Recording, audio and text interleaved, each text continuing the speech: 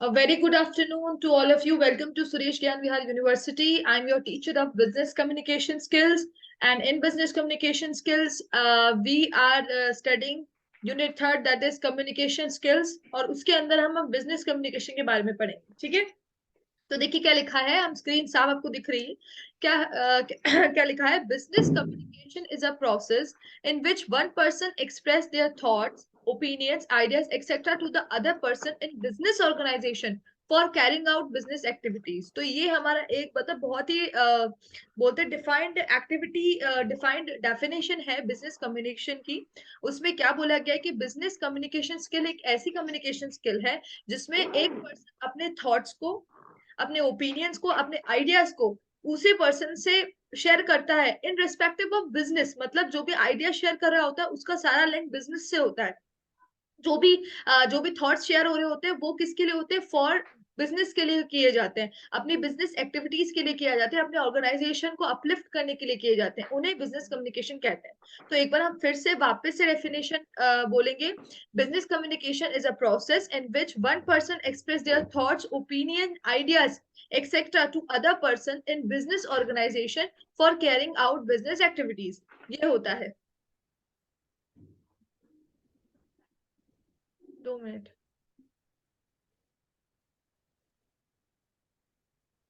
Okay, ठीक है, आ गया। नेक्स्ट बिजनेस कम्युनिकेशन के बारे में बात कर दी। जैसे कि एक पर्सन है ए पर्सन, ठीक है, और दूसरा पर्सन है बी पर्सन। तो ए पर्सन और बी पर्सन है। अब यहाँ पे आपको दिख रहा होगा एक एरो बना हुआ है ए से बी की तरफ और दूसरा एरो बना हुआ है बी से ए की तरफ। तो ये क्या सिग्निफाई करता है? ये सिग्निफाई करता है, ये क्या सिग्निफाई करता है? ये सिग्निफाई करता है कि ए ने अपने थॉट्स और आइडियाज किससे शेयर किए? बी से शेयर किए। सिमिलरली बी ने अपने जो थॉट्स और अपने आइडियाज से शेयर किए, ए से शेयर किए। तो हमें पता है, वैसे भी हम जानते हैं कि बिजनेस कम्युनिकेशन कम्युनिकेशन जो होता है वो एक टू वे प्रोसेस होता है, जिसमें दोनों ही जो पर्सन होते हैं वो अपने आइडियाज, अपने थॉट्स एक दूसरे के साथ शेयर करते हैं, ठीक है। तो ये इतनी बात हो गई। नेक्स्ट हम नेक्स्ट साइड पे चलते हैं।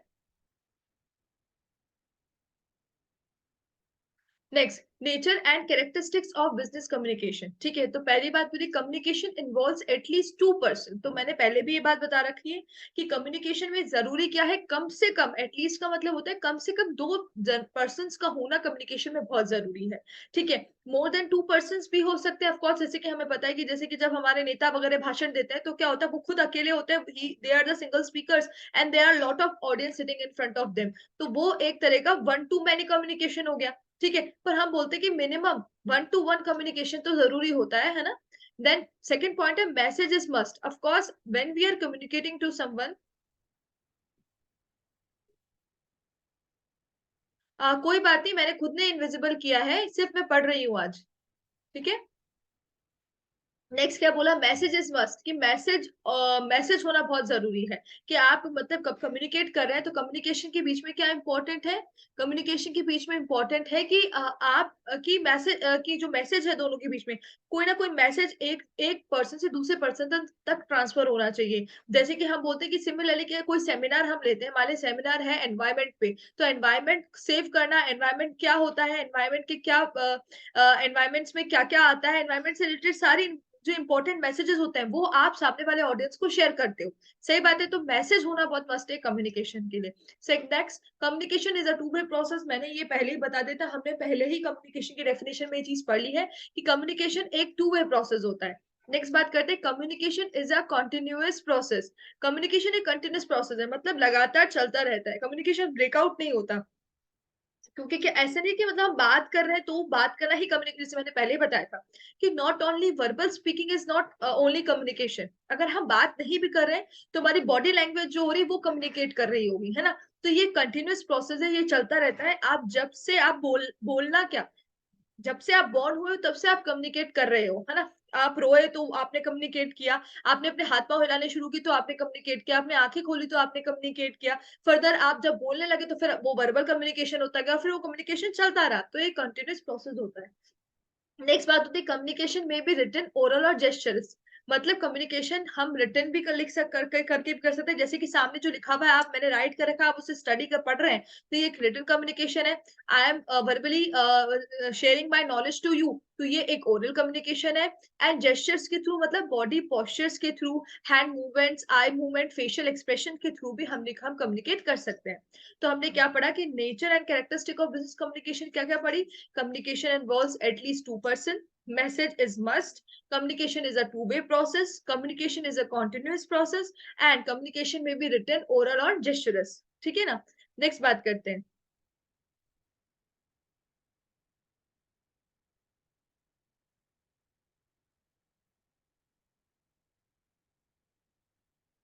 नेक्स्ट बात करते हैं। ओके।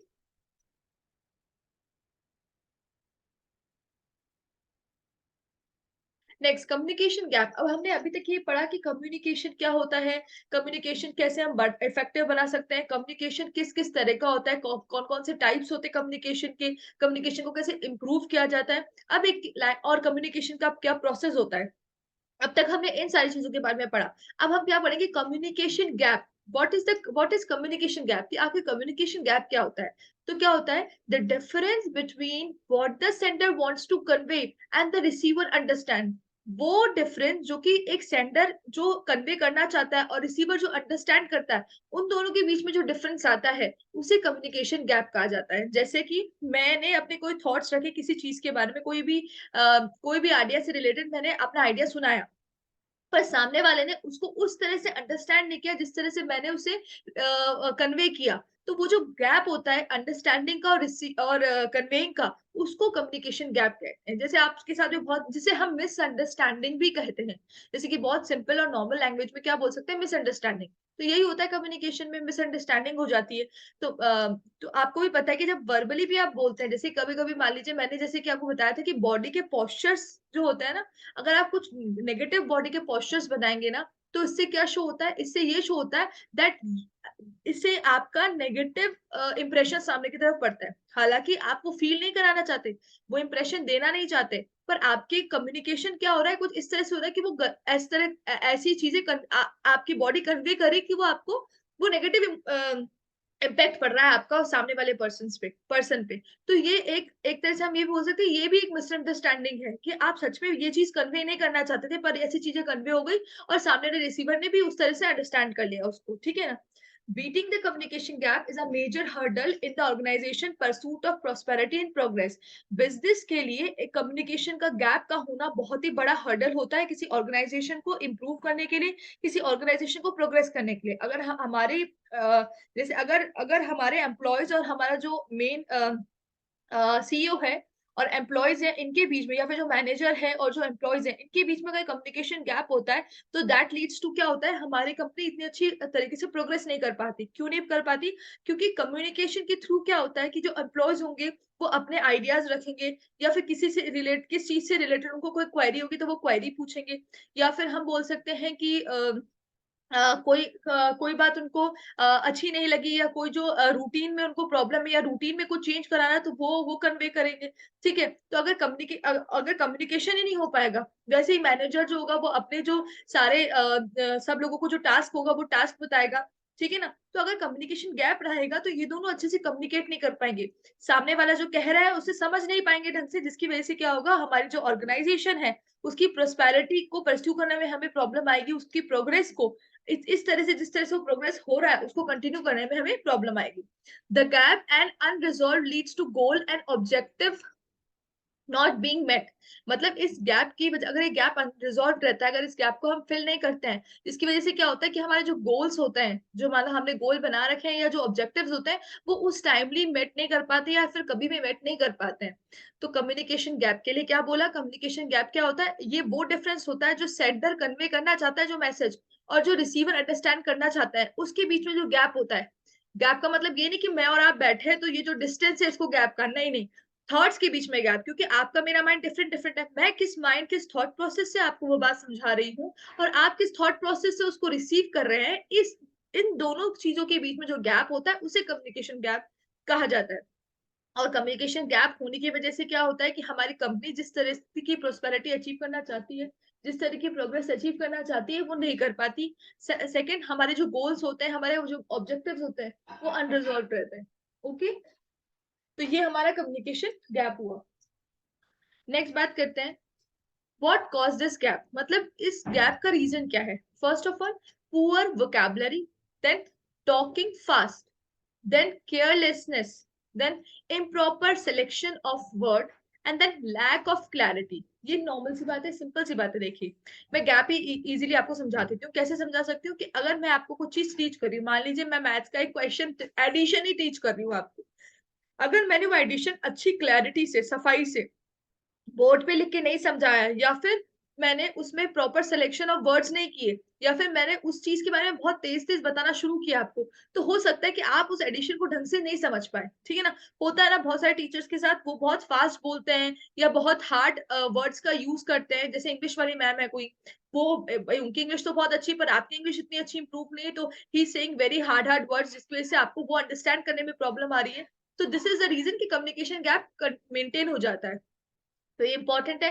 और पुअर वोकैबुलरी का मतलब है कि हमारी नहीं, जैसे कि सामने वाले की पुअर वोकैबुलरी, उसकी वोकैब पुअर। मैं हिंदी में बात कर रही हूँ, तो हिंदी में जैसे उसने मैंने इंग्लिश में बात कर ली थी, तो एक बच्चे का मैसेज आया कि मैम प्लीज हिंदी में बात करिए। क्यों? क्योंकि उसको तब जब मैं whenever I am speaking English, he is unable to understand, he think that it is very hard for him to understanding. ठीक है, उसको थोड़ा मुश्किल लग रहा था, तो उसने बोला मैम आप थोड़ा हिंदी और इंग्लिश, हिंदी में थोड़ा बात करिए। ठीक है, टॉकिंग फास्ट, जैसे कि मैं बहुत तेज बोल रही हूँ, talking fast, carelessness, proper selection of, तो आपको क्या होगा, इतनी फास्ट होने से आप वर्ड्स के बीच में डिफरेंस नहीं क्रिएट कर पाएंगे, आपके ब्रेन को वो चीज अंडरस्टैंड करने में थोड़ी प्रॉब्लम होगी, तो इस वजह से गैप बनता है। Next, carelessness. केयरलेसनेस में इस तरह से भी कह सकती हूँ कि केयरलेसनेस क्या होता है कि जैसे कि है ना, क्या बोल सकते हैं अपन उसको, जैसे कि आपका मैनेजर है और एम्प्लॉयज है, एम्प्लॉयज कुछ कहना चाहते हैं, कोई इंपॉर्टेंट बात करना चाहते हैं किसी चीज के से रिलेटेड, जो उनको अनश्योर लगती है वो कहना चाहते हैं, पर due to manager carelessness that he is not listening to their words, है ना, ये गैप क्रिएट हो जाता है। ठीक है ना? जैसे कि आप कभी भी जानते हैं कि जैसे कि आप किसी की शिकायत लेके अपने टीचर के पास गए, टीचर ने एक बार नहीं सुना, तो वो उसकी केयरलेसनेस है, नेक्स्ट टाइम आप नहीं जाएंगे उसके पास वो बात लेके। क्यों? क्योंकि आपको पता है कि he didn't listen, he is careless towards you. ठीक है?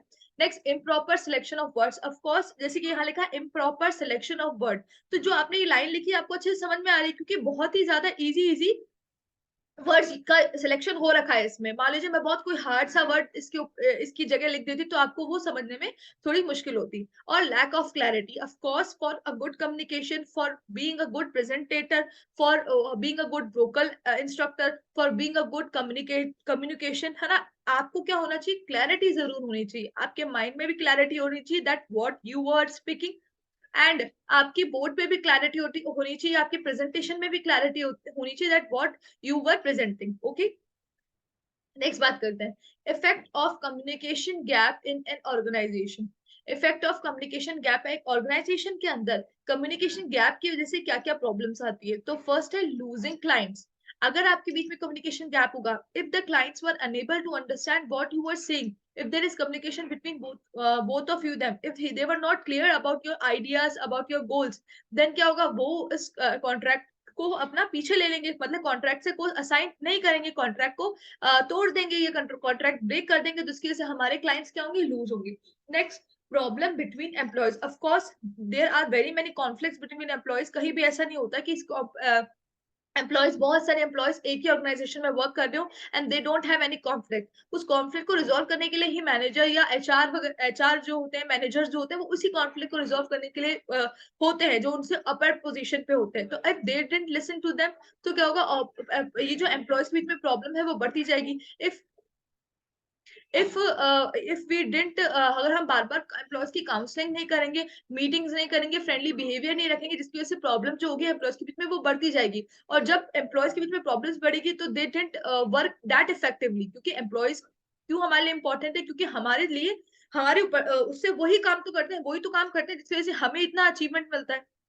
हम उनको काम देते हैं और वो काम करते हैं, तो उनकी कैपेबिलिटी इंक्रीज करने के लिए, उनको एंथुजियाज्म बनाने के लिए हमने उनसे रेगुलर कम्युनिकेशन रखना चाहिए। और अगर एम्प्लॉयज के बीच में प्रॉब्लम भी है, तो उस कॉन्फ्लिक्ट को रिजॉल्व भी करना चाहिए। नेक्स्ट, ऑफ कोर्स, जब इस तरह की सिचुएशन होगी कि हमारे बिजनेस में क्लाइंट्स का लॉस होगा और हमें नए क्लाइंट्स नहीं मिलेंगे, हमारे बिजनेस की प्रोग्रेस जो है वो स्लो हो जाएगी, तो क्या होगा, टाइम एंड मनी का लॉस होगा। तो कम्युनिकेशन गैप की वजह से टाइम एंड मनी लॉस भी होता है। नेक्स्ट बात करते हैं problem between employer and the employees. मतलब कि एम्प्लॉयर जिसने रखा है और एम्प्लॉय, जो कि मैंने पहले ही बोल दिया कि मैनेजर और एम्प्लॉयज के बीच में जो कॉन्फ्लिक्ट आ जाते हैं, जो प्रॉब्लम्स आ सकती है, that our manager is not listening to us, he is giving giving so much work to us, बहुत ज्यादा वर्क बर्डन दे रहे हैं, हमारे वर्किंग आवर इंक्रीज कर दिए हैं, हाँ, और ना there is no friendly behaviour between the manager and the employees. तो इस वजह से क्या होता है, ये प्रॉब्लम जो होती है ये कम्युनिकेशन गैप को और इंक्रीज कर देती है, जिसकी वजह से ऑर्गेनाइजेशन पे बहुत ज्यादा इफेक्ट होता है, जिसकी वजह से हमारे क्लाइंट्स लूज होते हैं, एम्प्लॉयज के बीच में प्रॉब्लम आती है, टाइम एंड मनी का लॉस होता है। ठीक है, नेक्स्ट बात करते हैं।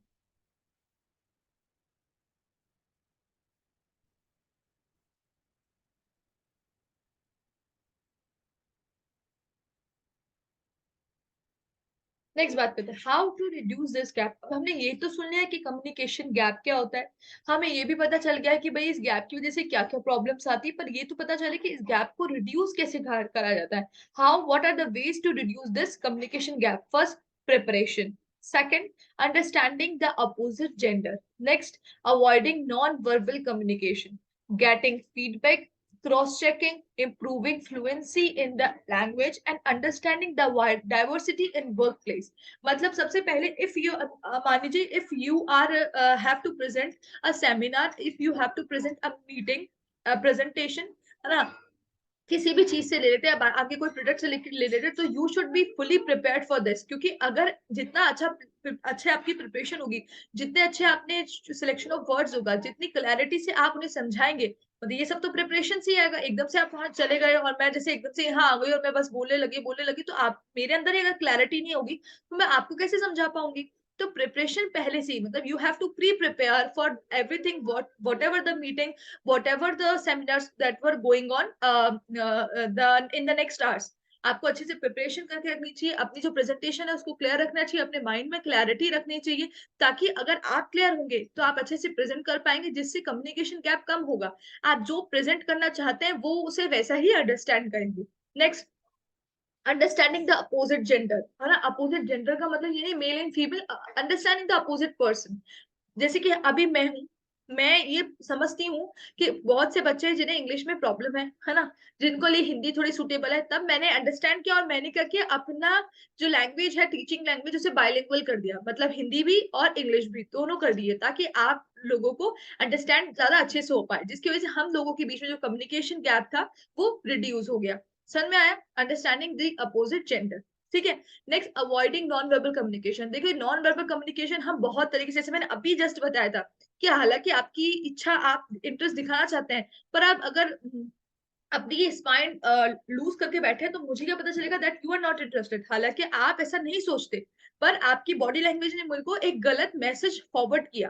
तो क्या होता है, नॉन वर्बल कम्युनिकेशन का एक लौता डिसएडवांटेज ये होता है कि ये बहुत सारे रॉन्ग मैसेजेस कन्वे करता है, मतलब कि सामने वाले को बहुत सारे कम्युनिकेशन रॉन्ग मिलते हैं, बहुत सारे सिग्नल्स रॉन्ग मिलते हैं, ये सामने वाले की अंडरस्टैंडिंग पे। जैसे कि अभी मैं बैठी, मैं स्ट्रेट बैठी हूँ, मेरे लिए स्ट्रेट बैठने का मतलब अटेंटिवनेस, पर जरूरी नहीं ना, आप शायद लूज स्पाइन में ज्यादा कंफर्टेबल है, लूज स्पाइन में आपका इंटरेस्ट मेरे पे ज्यादा बन रहा है, तो आप लूज स्पाइन में बैठ के मेरे से बैठे हैं, पर मेरे दिमाग में क्या है कि भाई अटेंटिव होने का मतलब होता है स्ट्रेट स्पाइन।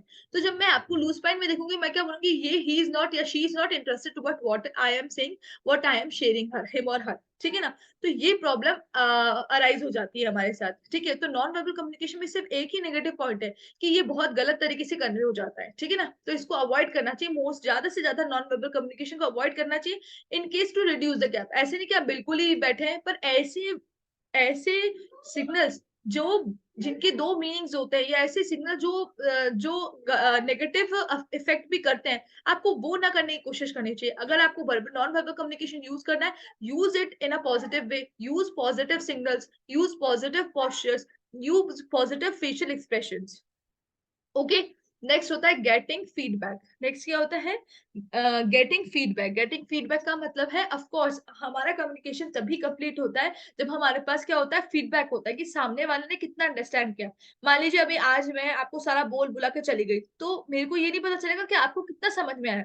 इसीलिए मैं जब भी मैं पढ़ाती हूँ, मैं बार बार आपसे पूछती हूँ कि आपको समझ आ रहा है, आप अपने चैट में लिखिए कि हाँ मुझे अच्छे से समझ में आ रहा है, नहीं मुझे अच्छे से समझ में नहीं आ रहा, मैम मुझे वापस ये सब रिपीट करा दीजिए, तो उससे मुझे क्या पता चलेगा कि हाँ ठीक है, जो मैंने पढ़ा रही हूँ वो उन्हें समझ में आ रहा है, उन्हें इस क्वेश्चन में क्वेरीज है, इस क्वेश्चन को वापस या इस टॉपिक को वापस रिपीट करना है। इसके लिए फीडबैक बहुत जरूरी होता है, क्योंकि अगर हमें फीडबैक मिलेगा तो हम ये समझ पाएंगे कि सामने वाले जो हमारा पर्सन है, द पर्सन और the group of person, the employees that were sitting in front of us, उन्हें किस पोर्शन में प्रॉब्लम आ रही है, या जितना हमने कन्वे किया है उन्होंने कितना उसे एक्सेप्ट किया है। इसकी वजह से रिड्यूस होता है communication gap. Next, cross checking. Cross checking मतलब वही, क्रॉस चेकिंग का मतलब भी यही होता है कि गेटिंग फीडबैक, कि आपने क्या क्या क्या किया। जैसे कि मैंने आपसे फटाफट फटाफट पूछा, अब मैंने क्या किया था, एक शॉर्ट बनाया था, डिस्क्रीट मैथमेटिक्स में क्या किया था।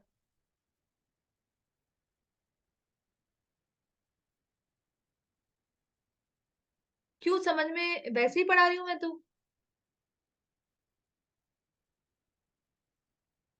चलो और देखो, आ जाएगा धीरे धीरे। ठीक है, तो क्या पता है, क्रॉस चेकिंग की बात है। क्रॉस चेकिंग का मतलब क्या होता है, क्रॉस चेकिंग का मतलब होता है कि जैसे कि मैंने डिस्क्रीट मैथमेटिक्स में क्या किया था, पहले तो मैंने आपको सारा टॉपिक बड़े ब्रीफली पढ़ा दिया। उसके बाद मैंने क्या किया, शॉर्ट सा टॉपिक लिए थे, सर्कल्स बनाए थे और कॉम्प्लीमेंट्स और क्या बोलते हैं, यूनियन और इंटरसेक्शन समझाया था मैंने। और मैंने आपसे ही पूछा था कि इसमें क्या होगा, कैसा होगा, मतलब मैं आपसे क्वेश्चन पूछ रही थी, आप उसका आंसर कर रहे थे। तो अगर आंसर आप करेक्टली करेंगे तो मुझे क्या समझ में आएगा, हाँ जो मैंने कन्वे किया है इन्होंने वो अच्छे से ले लिया है, या इनको वो नॉलेज गेन हो चुकी है, या ये बात समझ चुके हैं, तो इसको क्रॉस चेकिंग कहते हैं। Next, improving in fluency in the English. जैसे मैंने बोला कि मैं बहुत फास्ट फास्ट बोलूंगी, बहुत फ्लुएंट इंग्लिश, फ्लुएंट का मतलब बहुत तेज इंग्लिश बोलूंगी, तो इसकी वजह से क्या होगा, सामने वाले को वो चीज अंडरस्टैंड करने में थोड़ी मुश्किल आएगी। अगर मैं वर्ड्स के बीच में सही स्पेस देके बोलूंगी तब उसको समझ में आएगा कि हाँ मैं क्या कन्वे करना चाहती हूँ, क्योंकि वर्ड्स की क्लैरिटी, लैंग्वेज की क्लैरिटी सबसे ज्यादा जरूरी होती है। Next, understanding the diversity in work place. Diversity मतलब अलग अलग तरह की डाइवर्सिटी को अंडरस्टैंड करना, कि there are very many things happening in a work place, बहुत सारी चीजें होती हैं, उसे अंडरस्टैंड करना, उस हिसाब से कम्युनिकेट करने का होता है। क्या समझ में नहीं आया इसमें, सिंपल सी बात है। कम्युनिकेशन गैप क्या होता है, कम्युनिकेशन गैप क्या होता है कि मैं जो समझाने की कोशिश कर रही हूँ, मेरा आइडिया थ्रू मैं वर्बल स्पीच आपको देने की कोशिश कर रही हूँ, ये आपकी, आप तक वो कितना कन्वे हो रहा है, आप उसे कितना अंडरस्टैंड कर पा रहे हैं। मान लीजिए मैंने 10 दिया और आप उसे 8 कर पा रहे हैं, तो जो 2 का गैप रहा ना, उसे कम्युनिकेशन गैप कहा जाता है, ठीक है ना। और इस कम्युनिकेशन गैप की वजह से क्या होता है, जो बिजनेस प्रोफेशनल्स होते हैं उनमें बहुत, उनको बहुत फर्क पड़ता है। कैसे फर्क पड़ता है कि मनी और टाइम का लॉस होता है। ऑफ कोर्स अगर आपका कम्युनिकेशन अच्छा नहीं होगा तो आपके क्लाइंट्स लूज होते हैं, और भी बहुत सारी चीजें होती है, आपका प्रोग्रेस कम हो जाता है कंपनीज का, क्योंकि कम्युनिकेशन बहुत जरूरी होता है। आप अपने क्लाइंट्स को कैसे कन्विंस करोगे किसी भी चीज के लिए, किसी कॉन्ट्रैक्ट के लिए, थ्रू कम्युनिकेशन। और मोस्टली मेनली वर्बल कम्युनिकेशन होता है, उसके बाद और नॉन वर्बल तो हमारा रेगुलरली चल रहा है। मोस्टली मेनली क्या होता है, वर्बल कम्युनिकेशन होता है, और इसके साथ साथ थोड़ा बहुत क्या होता है, रिटन कम्युनिकेशन होता है, जो आप कॉन्ट्रैक्ट साइन करते हैं। तो अपने क्लाइंट को कन्विंस करने का मेन जो मतलब जिस वजह से, जिस तरह से, जिसके टूल पे आप कर सकते हैं, वो टूल क्या है, वर्बल कम्युनिकेशन। और वर्बल कम्युनिकेशन जितना सिंपलर हो, जितना कम फ्लुएंट हो, जितनी क्लैरिटी उसके अंदर हो, जितनी अच्छी प्रिपरेशन आपकी हो, आप उतना अच्छा सामने वाले को अपना आइडिया कन्वे कर सकते हैं, सामने वाला उतनी अच्छे से आपका आइडिया को रिसीव कर सकता है, और फर्दर क्या कर सकता है, फर्दर इस चीज के लिए, इस प्रोजेक्ट के लिए हाँ बोल सकता है। आपकी आपकी प्रेजेंटेशन से वो इम्प्रेस हो सकता है ना। तो यही तो बताया बस। और कम्युनिकेशन गैप को रिड्यूस करने के क्या तरीके होते हैं, पहले से प्रिपेयर करके आना, सामने वाले जो पर्सन है उसको समझना कि उसका थॉट प्रोसेस क्या है, या वो किस लैंग्वेज में ज्यादा इजी वाला वो है, या उसे किस वे में ज्यादा अच्छे से अंडरस्टैंड होगा, क्या एग्जांपल देके समझाना बेटर है, या सीधे सीधे बातों से समझ जाएगा। ठीक है, वो नॉन वर्बल कम्युनिकेशन जो कि नेगेटिव इम्पैक्ट शो करते हैं, जैसे हम पाँव हिलाते हैं, या अपने फेस के एक्सप्रेशन, अपने आईज को बड़ा या छोटा करते हैं, तो इसकी वजह से क्या होता है, ये non verbal communication negative communication होते हैं, तो इन्हें अवॉइड करना। सामने वाले से फीडबैक लेना भी बहुत जरूरी होता है, क्योंकि अगर वो फीडबैक देगा हमको तो हमें समझ में आएगा कि हमने जितना कन्वे किया उस तक वो कितना पहुंचा, या उसने वो चीज कितनी अंडरस्टैंड की। क्रॉस चेकिंग भी सेम होता है, अपने लैंग्वेज में फ्लुएंसी कम रखनी चाहिए, मतलब आराम आराम से गैप लेके धीरे धीरे हमें बोलना चाहिए। Next, diversity in the work place, हमें अंडरस्टैंड करना चाहिए the diversity in the work place. Next बात करते हैं।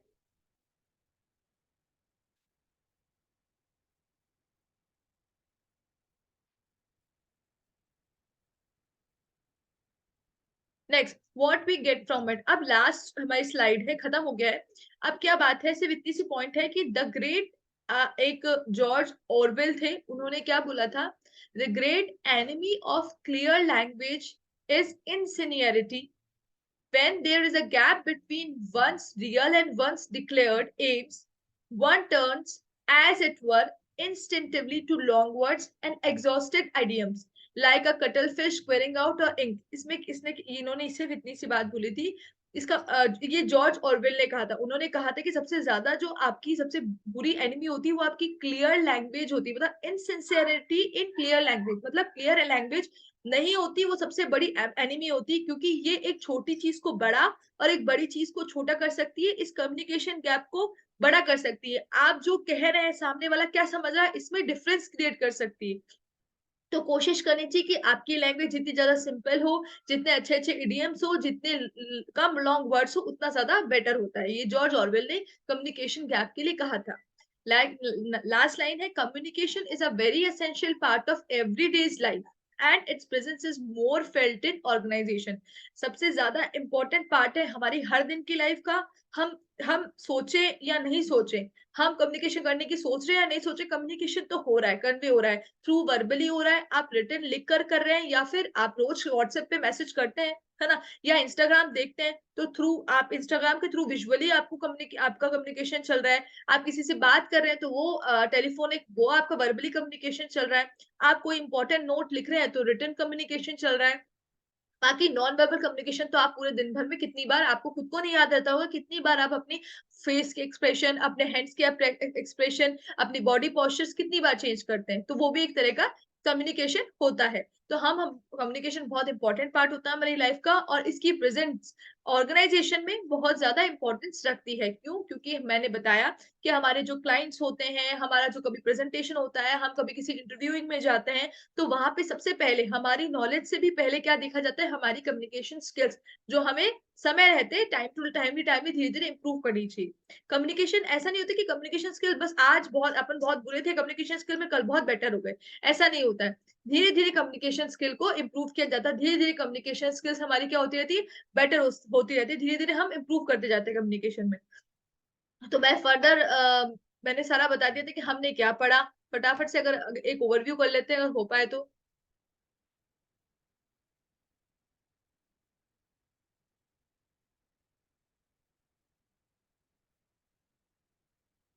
मैं कल दिख जाऊंगी, ठीक है। नेक्स्ट कम्युनिकेशन स्किल्स के बारे में पढ़े थे हमने, वापस एक बार हल्का सा रिपीटेशन देख लेते हैं अपन कम्युनिकेशन स्किल का। कम्युनिकेशन स्किल्स, कंटेंट पढ़े थे हमने सारे, ठीक है। उसके बाद मैंने कम्युनिकेशन बताया था कि ये सारे कम्युनिकेशन के एट्रीब्यूट्स है।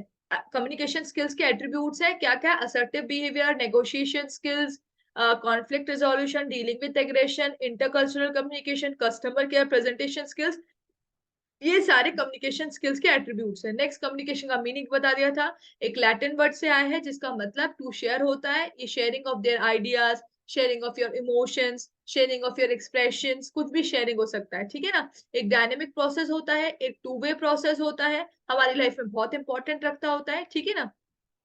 आपको एक अच्छा कम्युनिकेटर कैसे बनते हो, एक एक्टिव लिसनर से, एक इफेक्टिव प्रेजेंटेटर हो, एक क्विक थिंकर, और एक विन विन नेगोशिएशन की सिचुएशन आपको अपने अंदर डालनी पड़ती है, जिसकी वजह से आप एक अच्छे कम्युनिकेटर बन सकते हो, ठीक है ना। For a good communicator you should be an active listener, an effective presenter, एक क्विक थिंकर और एक विन विन नेगोशिएटर। फिर हमने कम्युनिकेशन का प्रोसेस पता करा था कि कम्युनिकेशन में एक सोर्स होता है, एक रिसीवर होता है। कम्युनिकेशन में हम हमारे माइंड में जो आइडिया होता है उसको एनकोड करके अपने वर्ड्स के फॉर्म में लेके आते हैं। चैनल जो हमारे भी आदर, जो अभी हमारा जो चैनल है वो इलेक्ट्रॉनिक चैनल है, तो इस चैनल के थ्रू हम प्रोवाइड कराते हैं। आप क्या करते हैं, ईयर से सुनते हैं, ईयर से डिकोड करके अपने माइंड में डालते हैं, ठीक है, और आप रिसीवर होते हैं, और फर्दर आप फीडबैक देके सोर्स को ही कंफर्म करते हैं। ये फीडबैक देखो यहाँ दिखा रखा है, फीडबैक देके सोर्स को ही कंफर्म करते हैं कि आपने जो समझाया मुझे इतना परसेंट समझ में आया, ठीक है। और ये फीडबैक से ही कम्युनिकेशन गैप कम होता है। नेक्स्ट स्किल्स क्या होती है कम्युनिकेशन की, लिसनिंग, फ्रेंडलीनेसनेस, ओपन माइंडनेस, ठीक है। Next feedback, confidence and non verbal communication. फिर बताया था मैंने source and coding. Verbal communication क्या होता है, वर्बल कम्युनिकेशन में फेस टू फेस मीटिंग्स हो रही हैं, टेलीफोनिक कन्वर्सेशन, वीडियो कॉन्फ्रेंसिंग, ये सारा जो हम वीडियो कॉन्फ्रेंसिंग तो कर रहे हैं, ये क्या होता है, वर्बल कम्युनिकेशन में आता है। रिटन कम्युनिकेशन कैसे कर सकते हैं, लेटर्स के थ्रू, जो पहले चलता था अब तो बंद हो गया है ना। लेटर्स के थ्रू, ईमेल्स के थ्रू, मेमोज, रिपोर्ट्स के थ्रू, है ना, सिंपल व्हाट्सएप मैसेजेस के थ्रू, मेमोज वही होते हैं। नेक्स्ट, प्रोसेस ऑफ कम्युनिकेशन, मैंने बताया था वर्बल कम्युनिकेशन की क्या स्ट्रेंथ होती है कि ये रोल ऑफ बॉडी लैंग्वेज इसमें रिक्वायर्ड होती है, ये इसकी स्ट्रेंथ होती है। और वीकनेस क्या होती है कि हम बोलते हैं हम ज्यादा लंबा कम्युनिकेशन वर्बली नहीं कर सकते, ठीक है ना। मैं कितनी देर तक बोल सकती हूँ, 2 घंटा, 1 घंटा से ज्यादा नहीं, ठीक है ना। या मैं 10 पेज बोल सकती हूँ, पर मैं 50 पेज होगा तो मेरे को वो रिटर्न कम्युनिकेशन के थ्रू ही करवाना पड़ेगा, ठीक है। नेक्स्ट, रिटन कम्युनिकेशन में स्ट्रेंथ क्या होती है कि हमारे पास प्रूफ होता है कम्युनिकेशन का कि हाँ भाई एक ऐसी चीज है, ये लेटर है, ये कॉन्ट्रैक्ट है, इस पे साइन हुआ है, इसका मतलब दो कंपनीज, ये कॉन्ट्रैक्ट जो हुआ है, ये जो चीज बननी है, ये बिल्डिंग बननी है, ये मॉल बनना है, या फिर ये आइडिया एक्सप्लोर करना है, ये दोनों कंपनीज मिलकर करेगी, तो प्रूफ होता है हमारे पास कम्युनिकेशन का। वीकनेस क्या होती है कि ये सामने वाले की फीलिंग्स या एक्चुअल फीलिंग्स के बारे में हमें कुछ नहीं बता सकता, ठीक है ना। जैसे कि किसी ने आपको व्हाट्सएप मैसेज किया, बड़ा इमोशनल मैसेज है, पर आप इतना इमोशनली उससे कनेक्ट नहीं कर पाएंगे अगर आप उसको, वो आपको सामने ये बात बोलेगा। सिमिलरली मैंने बोला नॉन वर्बल कम्युनिकेशन की स्ट्रेंथ क्या होती है कि वो तो हमेशा होता है। स्ट्रेंथ नॉन वर्बल कम्युनिकेशन की क्या होती है कि बिना अपनी एनर्जी वेस्ट करे, बिना अपनी बात बोले, आप अपने एक्सप्रेशन के थ्रू सामने वाले को कन्वे कर सकते हैं। और नॉन वर्बल कम्युनिकेशन की वीकनेस क्या हुई, सबसे बड़ी वीकनेस की बहुत सारे लोग इसे मिसकंसेप्शन ले लेते हैं, मिसअंडरस्टैंड कर लेते हैं, इससे कम्युनिकेशन गैप इंक्रीज होता है, ठीक है। ये इसकी वीकनेस हो गई। नेक्स्ट, डिकोडिंग रिसीवर फीडबैक बहुत जरूरी होता है। हमने एक गेम खेला था और क्या सीखा था उस गेम से कि एक्टिव लिसनर होना बहुत जरूरी है। जितना ज्यादा हम एक्टिवली लिसन करेंगे उतनी ही हमारी चीजें क्लियर होती जाएंगी, उतना ही हम अच्छा कम्युनिकेट कर सकते हैं, ठीक है ना। तो एक्टिव लिसनिंग की टिप्स क्या थे, अपना खुद का कम्युनिकेशन स्टाइल समझो, एक एक्टिव लिसनर रहो, नॉर्मल कम्युनिकेशन को यूज करो, और क्या करो, फीडबैक करो, ठीक है ना। और नॉन वर्बल कम्युनिकेशन कैसे कम्युनिकेट करते हैं, स्माइल के थ्रू, जेस्चर के थ्रू, आई कांटेक्ट के थ्रू, और अपने पोस्चर के थ्रू हम नॉन वर्बल कम्युनिकेशन को कम्युनिकेट करते हैं, ठीक है। अब बताया था आई के लिए क्या क्या होता है, फेशियल एक्सप्रेशन के लिए, जेस्चर्स के लिए, पोस्चर्स के लिए, प्रोक्सिमिटी, पैरालिंग्विस्टिकनेस, सारा बता दिया था ये तो, है ना। और प्रेजेंटेशन स्किल्स बताई थी कि भाई प्रेजेंटेशन स्किल्स, जब आप इंटरव्यू के लिए जा रहे हैं तो आपकी ड्रेसिंग सेंस मैटर करती है, आपके डॉक्यूमेंट्स, ऑफ कोर्स डॉक्यूमेंट्स भी वो चेक करते हैं, वो मैटर करते हैं। सबसे ज्यादा मैटर करता है आपकी बॉडी लैंग्वेज, कि आप कैसे बैठ रहे हैं, कैसे खड़े हैं, कैसे बोल रहे हैं, कैसे चल रहे हैं। आपका एटीट्यूड मैटर करता है कि आप कितने सॉफ्ट वर्ड्स को यूज कर रहे हैं, आपका एसेंट कितना अच्छा है, आपकी आवाज में पिच और लाउडनेस किस तरह की है, ठीक है। और ऑफ कोर्स आप जब बोलेंगे, आपके मूवमेंट्स होंगे, आपके एग्रेशन से वो आपका कॉन्फिडेंस भी जज करते हैं। और आखिर में बात आती है आपकी टेक्निकल इन्फॉर्मेशन की, सबसे एंड में, ठीक है। फिर हमने बिजनेस कम्युनिकेशन पढ़ा, उसके बाद हम कम्युनिकेशन गैप की तरह पढ़े कि कम्युनिकेशन एक 2 वे प्रोसेस होता है, जैसे मैसेज होना जरूरी होता है, कम्युनिकेशन एक कंटिन्यूअस प्रोसेस होता है। फिर हमने पढ़ा कि दोनों सेंडर और जो कन्वे कर रहा है और रिसीवर जो अंडरस्टैंड कर रहा है, इन दोनों के बीच में जो गैप होता है उसको कम्युनिकेशन गैप से दिखाते हैं, ठीक है। उसके बाद ये गैप किस वजह से होता है, पुअर वोकैब की वजह से, talking fast, carelessness, improper selection of word, lack of clarity, इसकी वजह से क्या होता है, ये गैप बढ़ता है, और इस गैप की वजह से हम अपने क्लाइंट्स लूज करते हैं। प्रॉब्लम बिटवीन एम्प्लॉयज होता है, टाइम और मनी का लॉस होता है, हाँ ठीक है। एम्प्लॉयर और एम्प्लॉयज के बीच में भी प्रॉब्लम खड़ी होती है, और इसे कम कैसे कर सकते हैं, पहले से प्रिपरेशन करके, अपोजिट जेंडर की थॉट प्रोसेस को समझकर, नॉन वर्बल कम्युनिकेशन जो कि नेगेटिव इम्पैक्ट दे रहे हैं उनको अवॉइड कर फीडबैक लेकर, क्रॉस चेकिंग कर improving fluency in the language करके, understanding the diversity in work place, इन सबसे कम्युनिकेशन क्या होता है हमारा, कम्युनिकेशन गैप हमारा वो होता है, इम्प्रूव होता है, ठीक है। तो that's for all for today, आज के लिए बस इतना ही, ठीक है। दैट्स ऑल फॉर टुडे, और मैं कल अगर आना है तो यही टाइमिंग रहेगा अपना, यही टाइम पे मिलूंगी मैं। Okay, thank you.